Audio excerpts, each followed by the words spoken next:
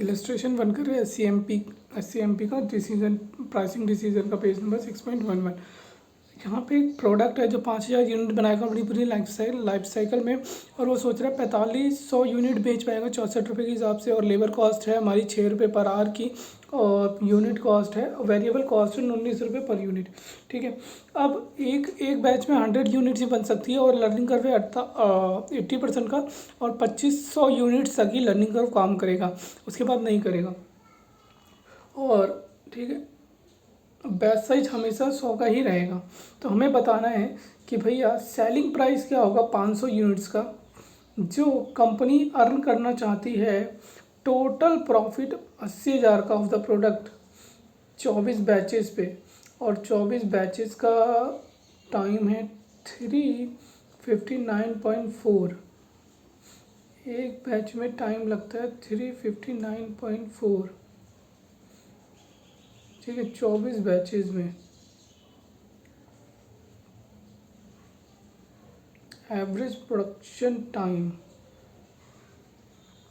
ठीक है, 24 बैचेस में। तो अब मैं क्या करूँगा, इसमें सबसे पहले मेरे को ये लॉग ऑफ की वैल्यू दी है, तो मैं पहले एक इक्वेशन लिखूँगा y equal to a x की पावर बी। अब y यहाँ पे मेरा क्या है, y मेरा एवरेज टाइम आएगा कितनी यूनिट 25 के लिए, क्योंकि मेरा लर्निंग कर्व 25 तक चलेगा, तो मेरा y आएगा y equal to a x की पावर बी, तो y मेरा आएगा एवरेज टाइम। ठीक है, और a का मतलब है number of labours, number of labour hours, कितनी लेबर आवर लगेंगे मेरे को एक बैच बनाने में, एक बैच को बनाने में कितने लेबर आवर लगते हैं। और x का मतलब है कि कितने बैचेस होंगे, ठीक है, कितने बैचेस होंगे। तो यहाँ पे मैं लिख देता हूँ 1000 इंटू में x की पावर, x मतलब 25 बैच होंगे की पावर, b है यहाँ पे मेरा, b है मेरा क्या लर्निंग कोफिशिएंट, तो 0.322 मेरा हो जाएगा y इक्वल टू 1000 इंटू 25 की पावर 2, है ना, number x cumulative number of batches, कितने बैचेस होंगे। अब मैं इसमें लॉग लगा दूंगा, 1000 को 10 इंटू 10 इंटू 10 कर दूंगा, तो 3 हो जाएगा। ठीक है, फिर इसमें प्लस करूँगा log 25 की पावर -322, फिर लॉग लगा हुआ है तो आ जाएगा 3 - 3.222, सिर्फ 2 ही 2 है ना, सिर्फ 2 ही 2 है। ठीक है, फिर log 25 को कैसे लिख सकता हूँ मैं, log 25 को लिख सकता हूँ मैं, मेरे पास क्या क्या 5 जगह कर सकता हूँ, 5 इंटू 5 कर दूंगा, 5 इंटू 5, तो जो 5 की वैल्यू होगी log 5 की 0.69897 इंटू 2 कर दूंगा, और इसको मल्टीप्लाई करूँगा 0.322 से, इतना आएगा, माइनस प्लस कर दूंगा 3 से, सॉरी प्लस 0.69897 इंटू 2,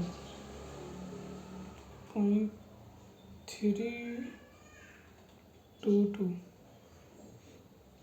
इतना आ गया, माइनस प्लस 3 से 2.54 कहाँ है, 2.54983 ये आ गया, तो मेरे पे आ जाएंगे 354.7 आवर्स। अब log y की वैल्यू आ रही है कितनी, 354.7 आवर्स। अब मैं एंटी लॉग कर दूंगा, ठीक है, सॉरी,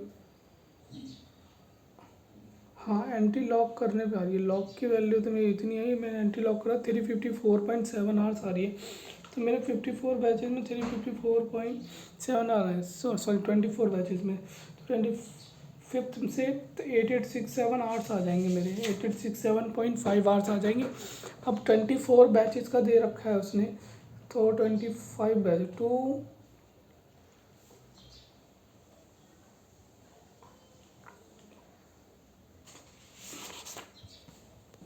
25th बैचेस का तो मैंने निकाल लिया, और 24 बैचेस का उसने दे रखा है 359.4 दे रखा है। हम 24 से मल्टीप्लाई करेंगे, और जो मेरा डिफरेंस आ रहा है ये मेरा 25 से लेके कहाँ तक जाएगा, 50 तक। तो बची हुई कितनी है 25 से, और प्लस 8867 मेरा 25 बैचेस का आया है। इन दोनों को ऐड करके 6 से मल्टीप्लाई इंटू 6 मेमोरी में, फिर मेरी 19 रुपये की कॉस्ट आ रही है, तो मेरी 5000 यूनिट है इंटू 19 रुपये मेमोरी में। फिक्स कॉस्ट है मेरी 40,000, ये भी मेमोरी में, प्लस 80,000 मेरे को प्रॉफिट चाहिए, ये भी मेमोरी में। अब मैं डिवाइड करूँगा, नहीं माइनस करूँगा 4500 इंटू 64 रुपये से, तो डिवाइडेड करूँगा 500।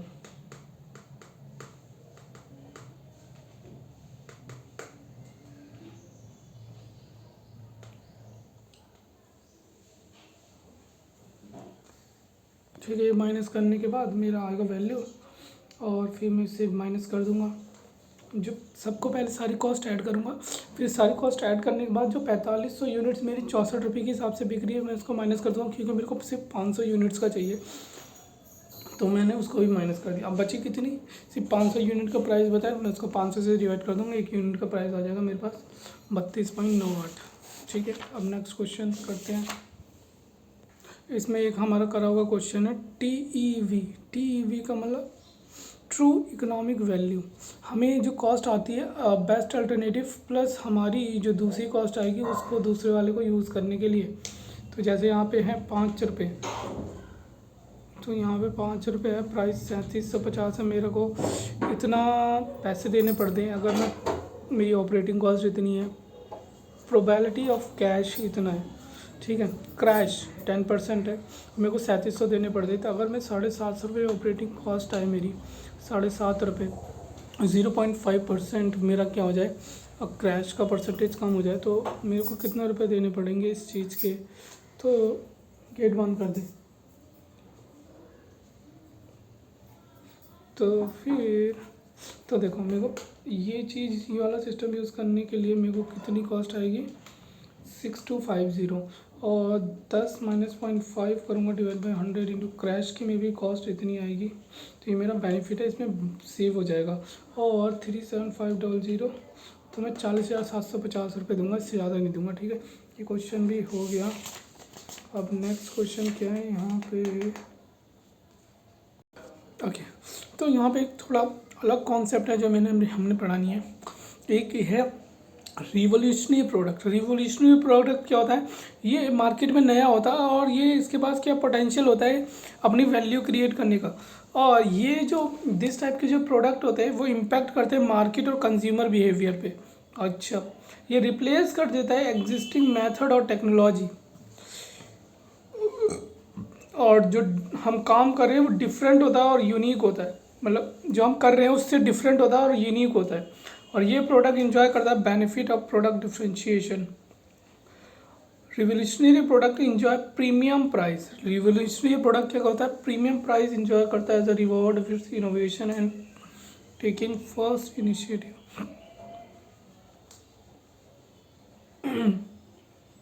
और इवोल्यूशनरी प्रोडक्ट क्या होता है, एक प्रोडक्ट जो इंट्रोड्यूस करता है अपग्रेडेड वर्जन। एक प्रोडक्ट जो इंट्रोड्यूस करता है अपग्रेडेड वर्जन।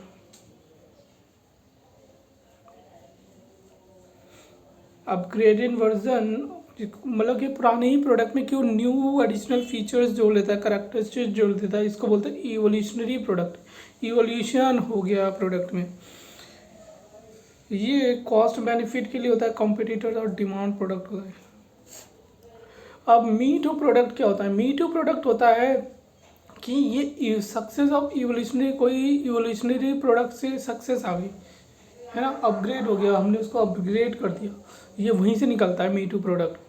ठीक है, और ये बहुत सिमिलर होता है किससे, रिवोल्यूशनरी और इवोल्यूशनरी प्रोडक्ट से।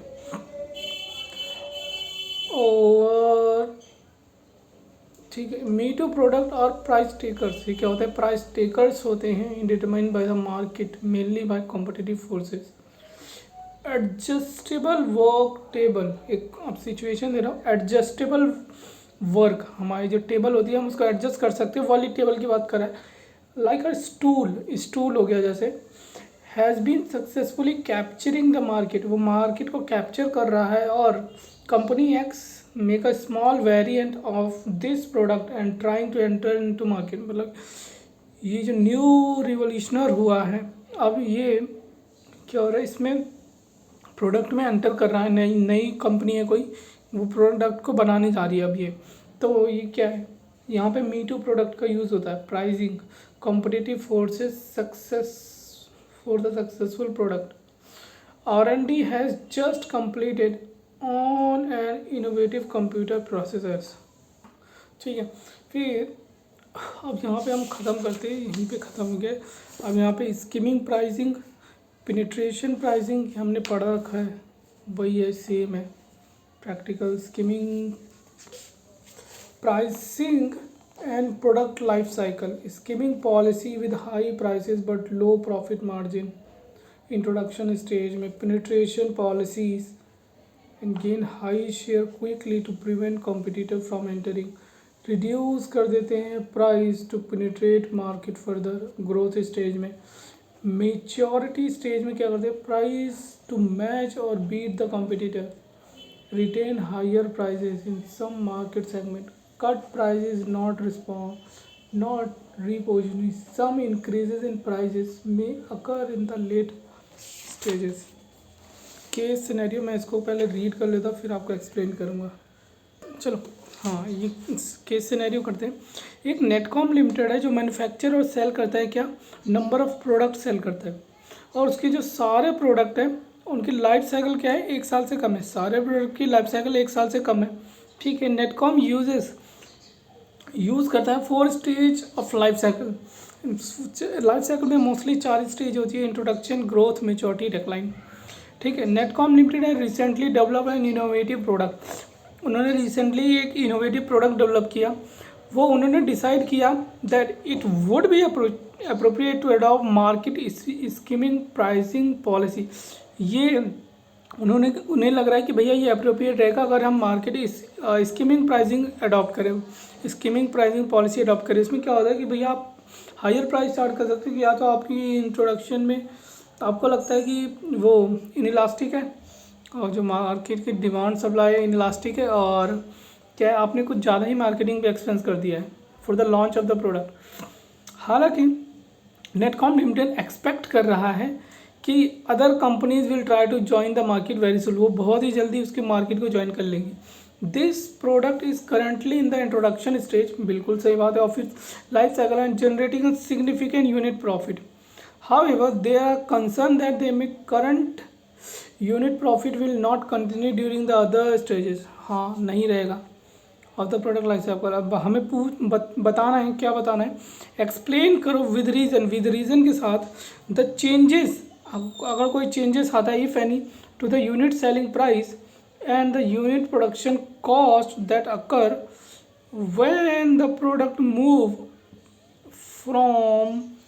when the product move from the previous stage to each of the following stages of its life cycle, growth और maturity।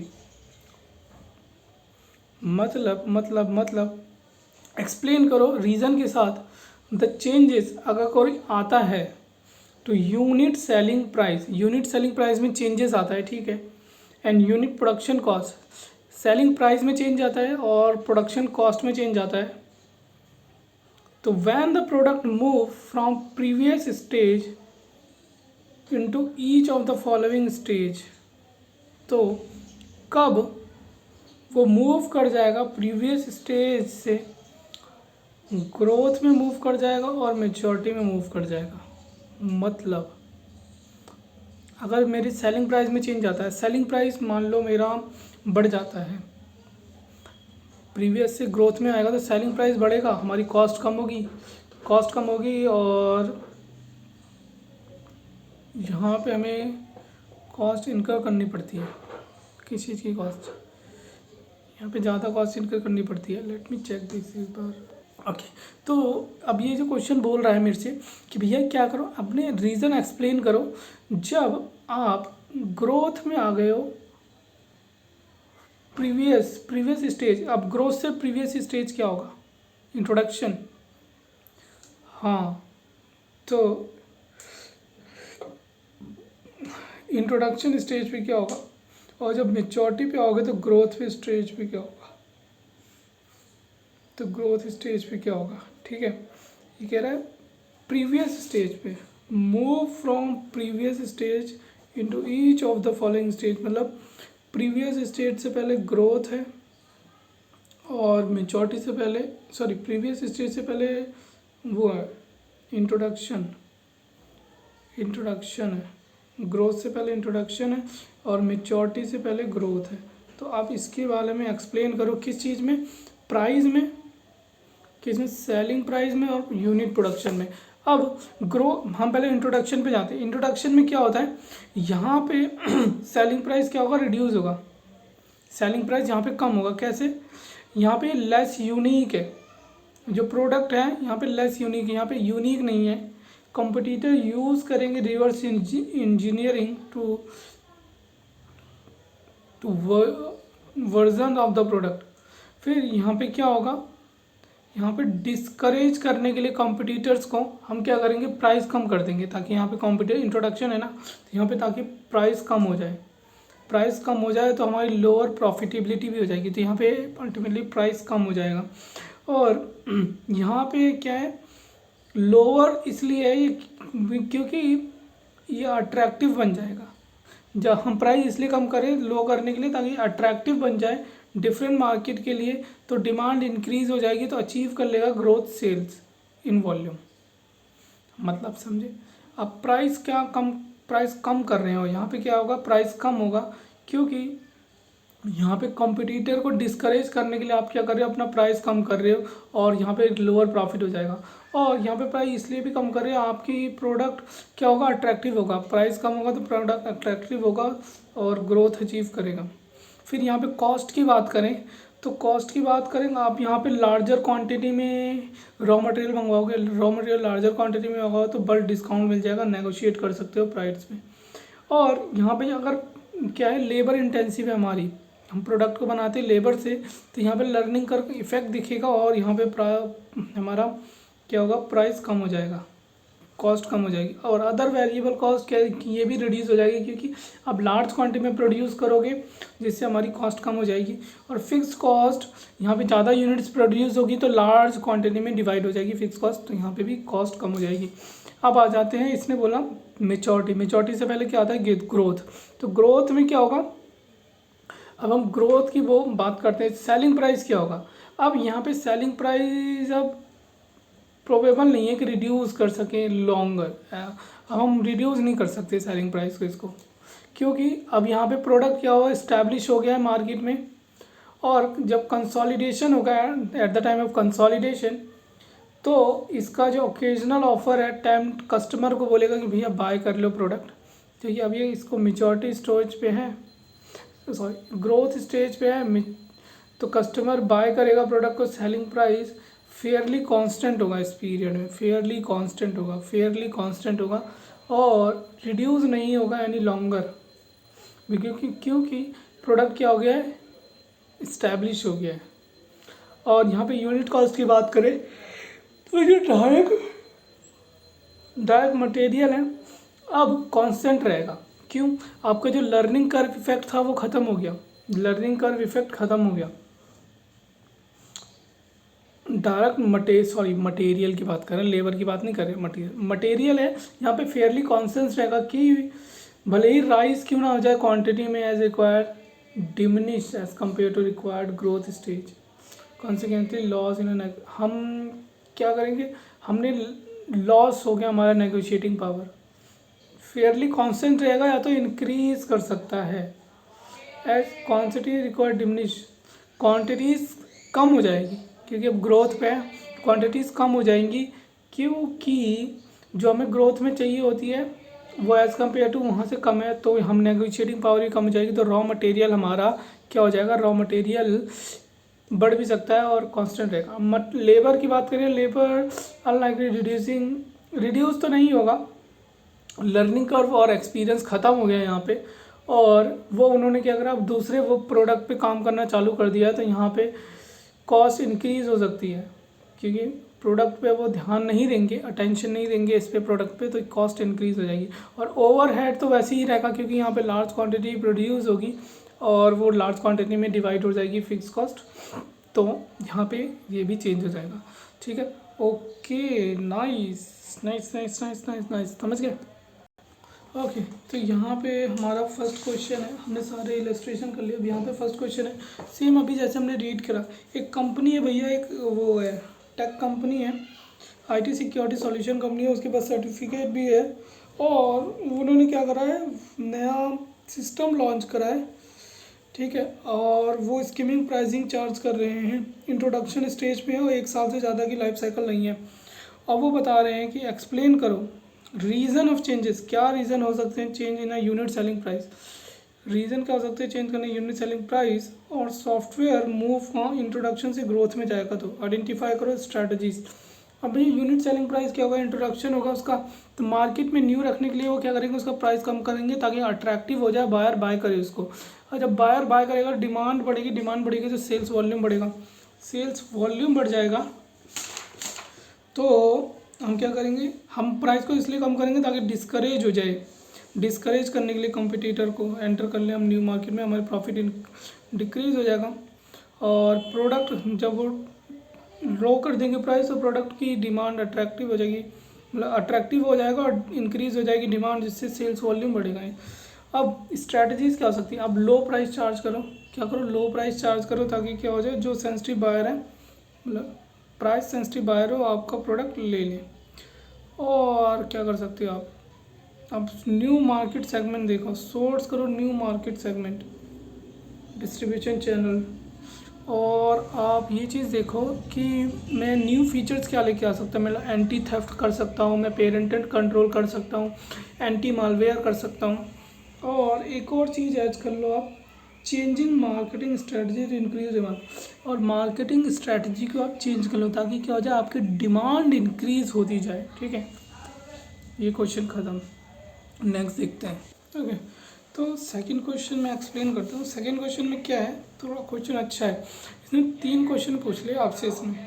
पहले तो इसने एक प्रोडक्ट दिया है, आपको बोला है एक फैक्ट्री है, उसकी 4 फैक्ट्री है, डिफरेंट डिफरेंट लोकेशन पे वो प्रोडक्ट बनाता है, और कंपनी ने करंटली प्रोडक्शन फैसिलिटी की कितनी 3500 आवर्स है, मतलब प्रोडक्ट 3500 आवर्स है कैपेसिटी उसकी पर वीक में, और एक प्रोडक्ट कंफर्ट है जो उन्होंने इंट्रोड्यूस करा था 6 महीने पहले, अब वो मेच्योरिटी में कर चुका है एंटर, तो रिसर्चर ने बोला भैया मार्केट सब कुछ देख देख के बोला सेलिंग प्राइस इतना होगा तो डिमांड तुम्हारी पर वीक में इतनी होगी। ठीक है, फिर वेरिएबल कॉस्ट हमारी इतनी है, स्टैंडर्ड आवर लगते हैं हमें एक यूनिट को बनाने में 2 घंटे। ठीक है, अब यहाँ पे इतना इन्फॉर्मेशन देखा, आप अगला क्वेश्चन देख लो। अब ये कह रहा है कि भैया मैक्सिमम कंट्रीब्यूशन बता दो। ठीक है, हमारी वेरिएबल कॉस्ट कितनी 750, तो सेल्स माइनस वेरिएबल कॉस्ट करेंगे इंटू वो माइनस कर देंगे क्या, और यूनिट से, तो हमारा कंट्रीब्यूशन आएगा, जो सबसे ज़्यादा कंट्रीब्यूशन आएगा वही ले लेंगे। फिर सेकंड क्वेश्चन पूछता है कैलकुलेट करो नंबर ऑफ़ यूनिट, पहले क्वेश्चन पढ़ लेते हैं सेकंड क्वेश्चन में, उसी क्वेश्चन में बट दूसरा पार्ट है। एक प्रोडक्ट उनका स्पोर्ट्स है जो उन्होंने इंट्रोड्यूस करा था 2 महीने पहले, पेनिट्रेशन प्राइसिंग को एक पॉलिसी यूज़ करते हुए, and now about to enter growth में एंटर करने जा रहे हैं। ठीक है, वेरिएबल कॉस्ट 545 की है और 2.5 आवर्स लेते हैं वो बनाने में। ठीक है, और मार्केट रिसर्च ने इंडिकेट करा है कि लीनियर रिलेशनशिप है प्राइस एंड उसके उसमें नंबर ऑफ़ यूनिट्स डिमांडेड के, मतलब कि आप प्राइस बढ़ाओगे डिमांड कम हो जाएगी, डिमांड बढ़ाओगे प्राइस कम हो जाएगा, डिमांड बढ़ेगी प्राइस कम होगा डिमांड बढ़ जाएगी। ठीक है, अब पी की equation P equal to A minus b x. अब सेलिंग प्राइस 1000 यूनिट पे हम 1000 यूनिट की डिमांड मांगते हैं, 1000 प्राइस रखेंगे तो क्या होगा, हमारी 1000 यूनिट्स की डिमांड आएगी पर वीक। जैसे ही हम क्या करते हैं 100 रुपये बढ़ा देते हैं तो 200 यूनिट्स कम हो जाता है। ओके, और अगर हम 100 रुपये घटा देते हैं तो 200 यूनिट्स बढ़ जाता है। ओके, तो हम ऐसा प्राइस बताओ जहाँ पे डिमांड ज़ीरो हो, डिमांड ज़ीरो हो, ज़ीरो कर दो मैं डिमांड 100 100 100। देखो 1000 तो मैं पहले ही बेच रहा हूँ, मैंने 100 रुपये बढ़ाए तो 200 यूनिट कम हो गई, चलो 800 यूनिट बन जी। फिर 100 रुपये बढ़ाऊँगा 200 यूनिट कम हो जाएगी, फिर 100 रुपये बढ़ाऊँगा 200 यूनिट, फिर 100 रुपये, फिर 200, तो मैक्सिमम 1500 यूनिट पे 200 मेरी डिमांड ज़ीरो हो जाएगी। तो हमें यहाँ पे इक्वेशन बना सकता P = A - B x। तो यहाँ पे क्या होगा, A तो मेरा क्या हो गया 1500, ठीक है। B मतलब होता है हमारा per unit reduction of price कितना है, तो B है मेरा 100 रुपये डिवाइडेड बाय 200, क्योंकि एक यूनिट में इतना जा रहा है। और x हमारा यूनिट नंबर ऑफ़ यूनिट्स है। नंबर ऑफ़ यूनिट्स हमने कैसे निकाली, अब मैं बताता हूँ कैसे निकाली। उसने बोला था पहले वाले में कि 3508 है, और हमने चूज़ करा था कितना 1450 वाला, ठीक है, 1450 वाला, जिसमें हमारे कितनी यूनिट जाती 1150 जाती, जिसमें 2 घंटे लगते। 2300 आवर्स चले गए 3500 आवर में से, अब कितने बचे 1200। और ये वाला जो प्रोडक्ट हमारा स्पोर्ट है वो 2.5 घंटे लेता है, तो हमारी 480 यूनिट बनेगी। तो 480 यूनिट और 100 डिवाइडेड बाय 200 इंटू 480 माइनस 1500, तो 1260 रुपये हमारा आया प्राइस। इतने पे प्राइस आपका काम बन जाएगा 1260 रुपये। अब इसने बी क्वेश्चन क्या पूछा है, इसने हमें नंबर ऑफ़ यूनिट्स बतानी थी और हमें बताना था कि सेलिंग प्राइस क्या होगा, ठीक है। अब दूसरा क्वेश्चन है इसका, बी पार्ट है, कंपेयर करो penetration and skimming pricing strategy during the introduction stage using product Ethnic to illustrate your answer. जो प्रोडक्ट इथनिक है, अब वो स्कीमिंग प्राइसिंग यूज़ कर रहा, नहीं पेनिट्रेशन प्राइसिंग यूज़ कर रहा है, राइट, सॉरी यहाँ पे अलग पॉइंट, ये हाईली रिवोल्यूशनर है और इसने कौन सा स्कीमिंग अप्रोच यूज़ कर रहा है, ठीक है। तो मुझे कंपेयर करना है, ठीक है। हम स्कीमिंग कब अप्रोच, पहले मैं पेनिट्रेशन बताऊँ, पहले स्कीमिंग बताता। स्कीमिंग हम कब यूज़ करते हैं, स्कीमिंग हम तब यूज़ करते हैं जब प्रोडक्ट की डिमांड इलास्टिक हो और हमें हमारा मार्केटिंग और प्रोडक्शन कॉस्ट पे बहुत खर्चा आ चुका है, उसे हम रिकवर करना चाहते हैं, ठीक है। और ये प्रोडक्ट इनिशियली प्रमोशनल एक्सपेंसेस हो चुके हैं इस पर, ठीक है। इथनिक को गिवन एक हाईली इनोवेटिव प्रोडक्ट है जो अभी लॉन्च होने वाला है, ठीक है। इथनिक एक हाईली इनोवेटिव प्रोडक्ट है जो अभी लॉन्च होने वाला है। उसके बाद यूनिक फीचर है जो डिफरेंट फ्रॉम कॉम्पिटिटर्स हैं, और रिवोल्यूशनरी इम्पैक्ट मार्केट में क्या है, कस्टमर का बिहेवियर है। अब steaming pricing high price charge करता है इंट्रोडक्शन स्टेज में, इसे भी हाई प्राइस चार्ज करता है इंट्रोडक्शन स्टेज में। और ये सूटेबल इसलिए है क्योंकि इनिशियली क्या होगी, हाई प्रमोशनल कॉस्ट हो गई है जो क्रिएट करेगी कस्टमर अवेयरनेस, है। हाई प्रमोशनल कॉस्ट किस लिए करते हैं, ताकि कस्टमर को पता लगे भाई ये प्रोडक्ट आया, ये कस्टमर अवेयरनेस क्रिएट करेगी। और इनोवेटिव फीचर है इसमें, इनोवेटिव फीचर की वजह से क्या करेंगे, बंदे जो है ना वो प्राइस ज़्यादा प्रीमियम प्राइस पे करने के लिए नहीं माइंड नहीं करेंगे, ठीक है। और ये इसकी डिमांड इनइलास्टिक है, ठीक है। और डिमांड यहाँ पे अननोन है, डिमांड इलास्टिक का मतलब कि प्राइस और डिमांड से कोई रिलेशन नहीं है, ठीक है। और यहाँ पे क्या है, डिमांड अननोन है, डिमांड अननोन है मतलब इनिशियल कैपिटल आउटले प्रोड्यूस है तो डिमांड में high, initial high speed high cost production, demand unknown है, हमें पता नहीं है, तो इनिशियल कॉस्ट हमने इंट्रोड्यूस करने में लगा दी, हाई कॉस्ट प्रोडक्शन हो गई। और ये इनिशियल ईयर प्रमोशनल कॉस्ट और ये सारी कॉस्ट हमारी इनिशियल ईयर में हाई है, इसीलिए जो सेलिंग प्राइस है कॉस्ट को रिकवर करेगा, क्योंकि आप ज़्यादा प्राइस चार्ज करोगे तभी आप कॉस्ट रिकवर कर सकते हो। Since the demand in elastic, premium आप प्रीमियम प्राइस चार्ज करोगे कोई दिक्कत नहीं है। और price can be gradually reduce, क्या कर सकते हैं, प्राइस को हम ग्रेजुअली रिड्यूस कर सकते हैं अगर जब वो प्रोडक्ट क्या हो जाएगा, इस्टेब्लिश हो जाएगा। और जो कंपटीटर है रिवर्स इंजीनियरिंग लगाएंगे, भले ही price lower than the run is customer. अब यहाँ पे पेनिट्रेशन प्राइसिंग कब आता है, जब हमें क्या होता है, डिमांड इसकी इलास्टिक होती है, डिमांड इसकी इलास्टिक होती है और आप क्या करना चाहते हैं, कॉम्पिटिटर के लिए थ्रेट क्रिएट करना चाहते हो, प्राइस कम कर दोगे ताकि वो कॉम्पिटिटर एंट्री ही ना ले पाया, एंट्री बैरियर क्रिएट कर दोगे, लो प्राइस चार्ज करते हैं ताकि मार्केट क्या हो, क्विकली पॉसिबल बन सके आपकी। लो प्राइस स्ट्रेटजी पॉपुलर कर देता है प्रोडक्ट को, और प्राइस जब इस्टेब्लिश हो जाएगा प्रोडक्ट तो आप प्राइस इंक्रीज़ कर देना, ठीक है। ये पेनिट्रेशन कब सूटेबल होता है, जब प्रोडक्ट का डिमांड इनइलास्टिक हो, लार्ज प्रोडक्शन कर रहे हो आप ताकि इकोनॉमिक्स ऑफ स्केल मिल सके, और थ्रेट क्रिएट कर देता है कि एंट्री बैरियर कर देता है ताकि आप क्या करें, वो बंदा एंट्री ना ले पाए। और जो इथेनिक है प्रोडक्ट, वो इनोवेटिव प्रोडक्ट है, जो इथेनिक प्रोडक्ट है वो इनोवेटिव है तो अगर वो पूरी मार्केट को चेंज कर देगा, अगर वो एक बार लॉन्च हो गया तो, ठीक है, पूरी मार्केट को चेंज कर देगा। अगर मैन्युफैक्चर बिलीव कर दे भैया पूरी मार्केट को चेंज कर देगा, एक बार लॉन्च हो गया तो, और ये डिस्करेज करेगा पोटेंशियल इंट्रेंस को।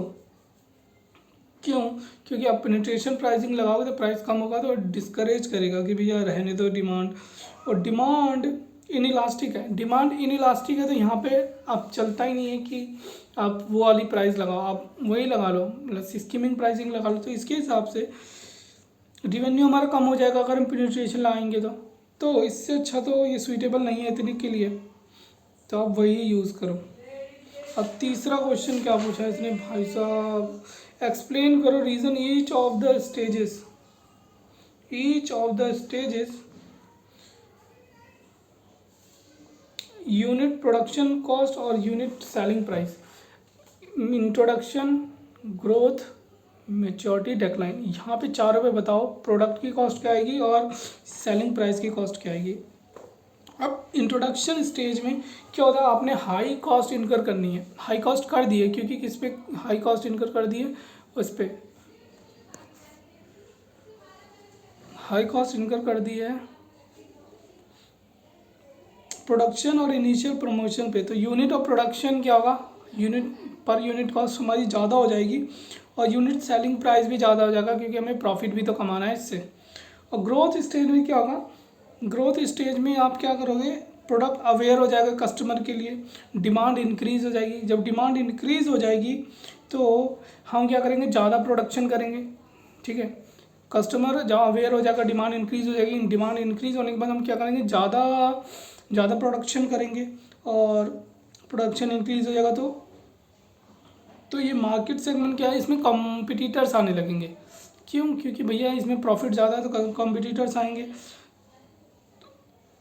और who are like to reverse engineering and similar product in the market, वो रिवर्स इंजीनियरिंग लगा के वो सिमिलर प्रोडक्ट देंगे मार्केट में।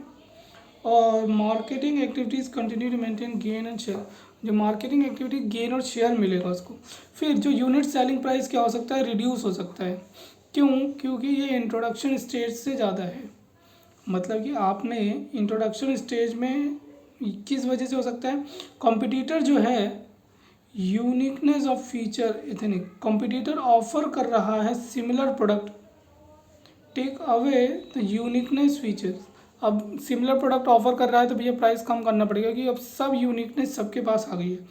Again gain market share until the selling price have to be lowered.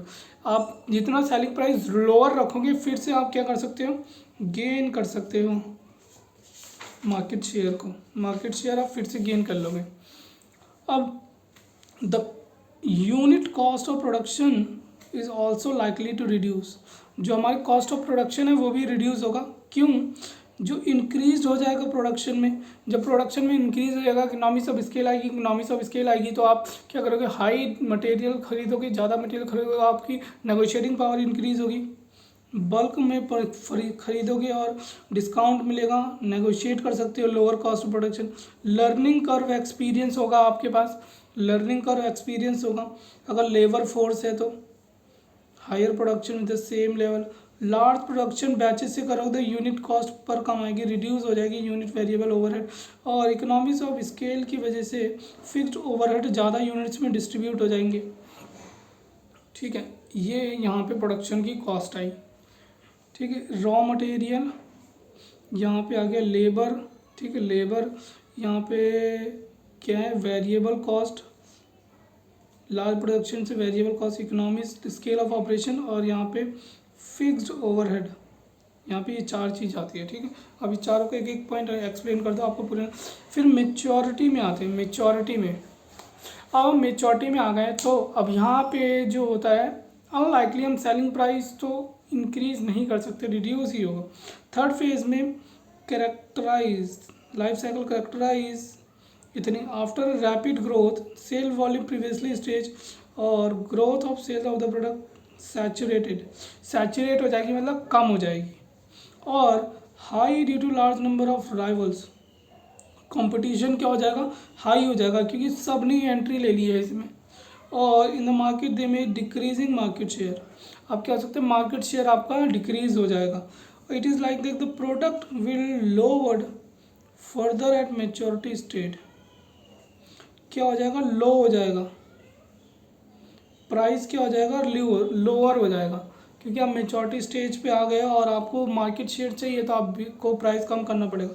In a preserve sales volume, आपको sales चाहिए, sales volume को रोकना है तो आपको चाहिए कि प्राइस कम करना पड़ेगा। The company attempt to preserve sales volume, extension strategy लगाएगा rather than in reducing the price.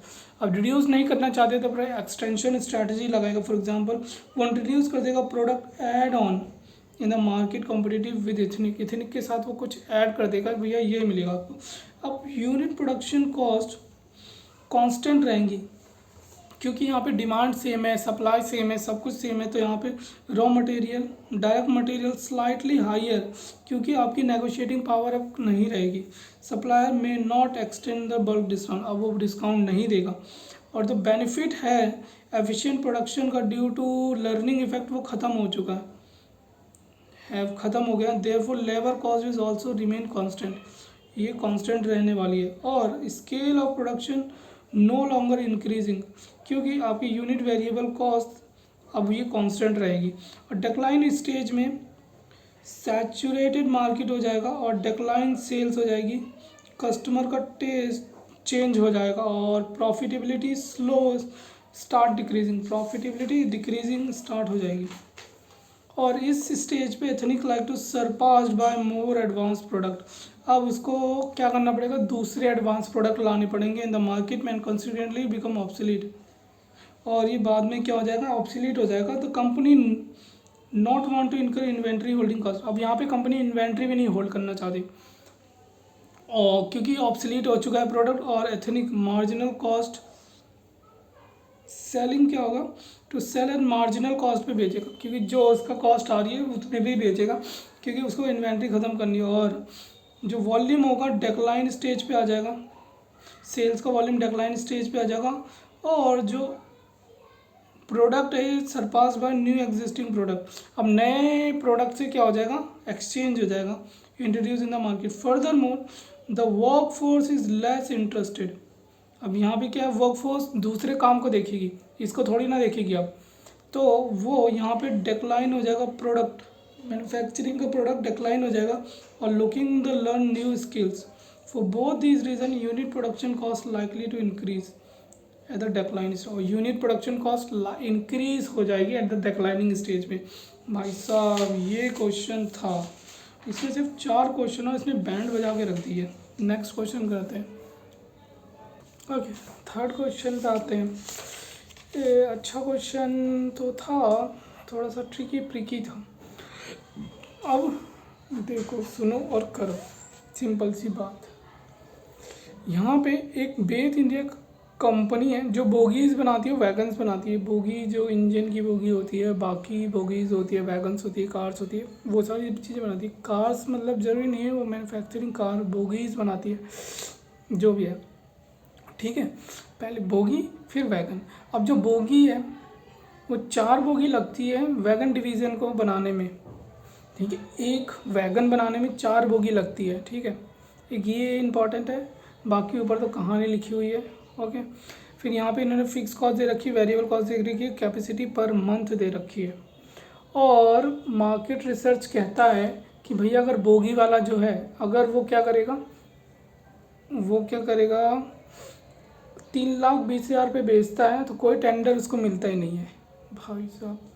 But अगर वो डिमांड इंक्रीज़ हो जाएगी, अगर वो 30 बोगी क्या करे, बढ़ जाती है, हर 10,000 कम करता है 30 बोगी के प्राइस बढ़ जाता है। सही बात है, मतलब 30 बोगी खरीद लेते हैं लोग अगर 10,000 कम करता है तो। In the unit quotation below 320, ठीक है। और वैगन्स के लिए क्या है भैया, 17,10,000 पे कोई टेंडर ही नहीं मिलता उसको, तो वो क्या करता है, वो करता है प्राइस कम कर देता है, तो दो वैगन्स बिक जाते हैं, ठीक है। तो और उन्होंने एक नई ई क्लास बोगीज लॉन्च करी है भैया, जिसको पेटेंट भी करवा रखा है, इंट्रोड्यूस ये मार्केट में, जिसका हाई ग्रोथ है फ्यूचर में, ठीक है।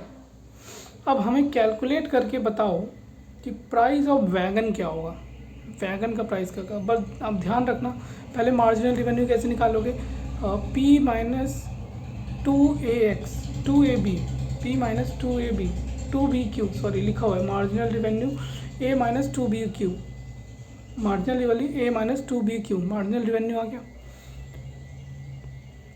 मार्जिनल कॉस्ट पे आते हैं, आप मार्जिनल रिवेन्यू निकाल लोगे कोई दिक्कत नहीं, मार्जिनल कॉस्ट पे आते हैं। अब हम वैगन बना रहे हैं वैगन, तो हमें 4 बोगी चाहिए किसकी, उसकी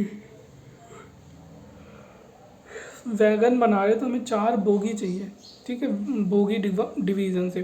तो हमने 4 बोगी ली, तो 4 बोगी की कॉस्ट है 220, सॉरी एक बोगी की कॉस्ट है 220, 2,20,000, तो 4 बोगी की होगी 880, प्लस हमारी 480 तो आती है, तुम्हारी वेरिएबल कॉस्ट 13,60,000 होगी, बस ये ध्यान रखना, बाकी तुम्हारा काम ख़त्म, ठीक है। प्लस 17,10,000 डिवाइडेड कर दो,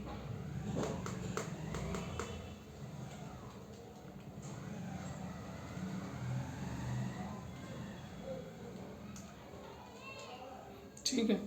तो यहाँ पे ये चीज़ ध्यान रखना। फिर इसने अगले क्वेश्चन में बोला है कि भैया वैगन अगर वो बाहर आउटसाइडर को दे तो क्या प्राइस चार्ज करेगा। तो यहाँ पे ये ध्यान रखना, जब आउटसाइडर को देगा तो पहले इसका प्रॉफिट निकाल लो, वेरिएबल कॉस्ट है ही है,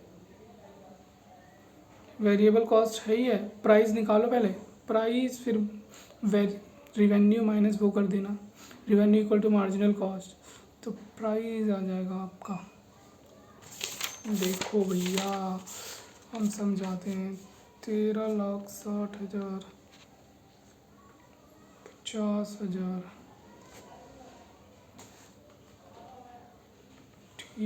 ठीक है, बाकी सब ठीक है। 13,60,000 का मार्जिनल रिवेन्यू था, तो 17,10,000 plus 13,60,000 divide by 50, 17,10,000 plus 13,60,000 divided by 50,000, 61.4 आ रहा है, ठीक है। जैसे अब इसका प्राइस निकाला, P equal to A minus वो तो marginal revenue, price equal to A minus BX, ठीक है। अब मार्जिनल रिवेन्यू होता है A माइनस 2BX होता है मार्जिनल रिवेन्यू, तो मार्जिनल रिवेन्यू हम उसे सॉल्व करेंगे, और हमारी वेरिएबल कॉस्ट हमें पता ही है, जब प्राइस आएगा 270 आएगा, ठीक है, 270 आएगा। तो अब हम इसको 240 में नहीं देंगे, 270 में देंगे, 270 में 4 यूनिट, और इसकी 4,80,000 तो ऑलरेडी है ना। अब 15,60,000 की कॉस्ट हो गई, माइनस कर दूंगा मैं क्या, 13,60,000,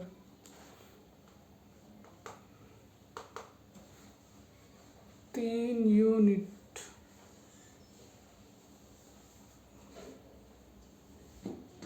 ये हमारी मार्जिनल कॉस्ट है, सॉरी, तो 17,10,000 डिवाइडेड बाय 50, तो 3 यूनिट आएगा, तो 3 यूनिट इंटू 25,000 माइनस 17,10,000, तो मैं 16,35,000 का बेचूंगा, ये दूसरे का आंसर है। अब तीसरे का आंसर पूछ रहे हैं उसे ई के लिए क्या प्राइसिंग लेनी चाहिए। दो ही प्राइसिंग है, एक स्कीमिंग है एक पेनिट्रेशन। स्कीमिंग हम तब लगाते हैं जब हमारी इनिशियल प्रोडक्शन कॉस्ट और मार्केटिंग कॉस्ट हाई हो, क्योंकि हमने प्रोडक्ट को डेवलप करना है, हमें क्या करना है, उसे मार्केट में लेके आना है।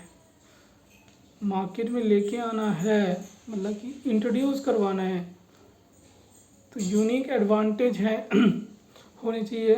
और ये क्या हो, वेरी डिफ़िकल्ट हो क्या एंट्री करना, मतलब कॉपी करना, क्योंकि ये प्रोटेक्टेड है पेटेंट से। और डिवीज़न बी ने स्ट्रैटेजी, और डिवीज़न बी जो फॉलो कर सकता है स्कीमिंग स्ट्रैटेजी, क्योंकि उसका डिस्टिंक्ट फीचर है बुगी में क्या है, हाई प्राइजेस चार्ज कर सकता है, क्योंकि लाइफ साइकिल जो एक्सपेक्टेड है इनिशियल हाई कॉस्ट आई है उसकी।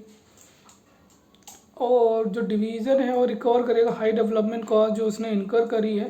न्यू होगी प्रोटेक्टेड है किससे, कंपटीशन से, क्योंकि वो क्या है उसने बैरियर लगा दिया पेटेंट के through. Low prices charge, penetration strategy में क्या है, लो प्राइसेस चार्ज कर सकते हो आप, लो प्राइसेस इनिशियली चार्ज करो, और इससे क्या होगा आपके कॉम्पिटिटर पे बैरियर लग जाएगा, इससे डिमांड इंक्रीज़ होगी, मार्केट का प्रोडक्ट इंक्रीज़ होगा, सेल्स ग्रोथ होगी, और इससे हाई चार्ज करके हम पेनिट्रेशन में डिमांड इंक्रीज़ होगी। जब आप इसको तब यूज़ करते जो डिमांड क्या हो, इलास्टिक हो और इकोनॉमिक्स ऑफ स्केल कर सकते हो आप, इसका रिडक्शन हो जाएगी कॉस्ट। और बैरियर क्या हो, लो, बट इन्होंने तो बैरियर लगा रखा है। और शॉर्ट एंड इनिशियल पीरियड हो, ठीक है, तो इसके लिए क्या अच्छा है, स्कीमिंग प्राइस। अब चलते हैं नेक्स्ट क्वेश्चन पे, फोर्थ क्वेश्चन है। ओके, तो फोर्थ क्वेश्चन करा हुआ था, तो यहाँ पे क्वेश्चन दे रखा है इन्होंने कि भैया हमारी बजटेड इतनी यूनिट इतनी है, वेरिएबल कॉस्ट इतनी है, फिक्स कॉस्ट इतनी है, और हमारा प्रॉफिट परसेंटेज इतना है, और हमने ये रिसर्च ने बताया कि भैया सेलिंग प्राइस इतनी होगी तो डिमांड इतनी होगी। मेरे को एनालाइज करनी है एवरेज सिचुएशन। तो सबसे पहले मैं क्या करूँगा, सबसे पहले मैं निकाल लूँगा कि मेरा कितना पर यूनिट कॉस्ट आ रहा है। तो सेल्स दे रखी है 2 लाख यूनिट, ठीक है, 32 माइनस वेरिएबल कॉस्ट का है, वेरिएबल कॉस्ट है मेरी ये, ठीक है, प्लस 16, 32 लाख, तो 16 लाख डिवाइडेड बाय 2 लाख, 8 रुपये पर यूनिट की कॉस्ट आ गई। फिक्स वाली वेरिएबल 80 है, प्लस 25% करूँगा, 50 रुपये की बेच रहा हूँ मैं। तो हमने देखा कि भैया जो रिसर्च के अकॉर्डिंग है तो वो 2 लाख यूनिट तो जा ही नहीं रही, उसे कम बेचना पड़ेगा, वही 50 रुपये में, 50 रुपये में 1 लाख तो है ही नहीं, 1,40,000 मतलब 60,000 कम बेचना पड़ेगा। और फिर हम सबको ऑब्जर्व करेंगे और यहाँ पे हम अपना निकालेंगे प्राइस, सबका नेट प्रॉफिट निकाल लेंगे, ठीक है। प्रॉफिट 25%, और जो 25% से यहाँ तो कम है, प्रॉफिट मार्जिन भी अचीव हो रहा है और ये भी अचीव हो रहा है, बढ़िया है, ठीक है। तो उसको इतने 1,28,000 यूनिट 56 रुपये बेचनी चाहिए, जो 25% से भी करना है। अगर वो उसी पे बेचना चाहता है जो उसने डिज़ायर करी है, मतलब जो बजट निकाली है, तो वो क्या करेगा, वो अपनी वेरिएबल कॉस्ट को कम करेगा। कैसे कम कर सकता है वेरिएबल कॉस्ट को, मटेरियल कॉस्ट को, उससे बोले भैया मेरे को डिस्काउंट दे दो, और बाकी चीज़ें जो क्रिएट कर सके डिमांड ऑफ इस बजट।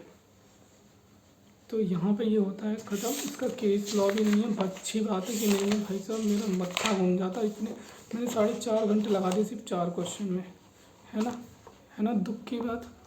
चलो क्या कर सकते हैं, मिलते हैं नेक्स्ट क्लास में, बाय बाय।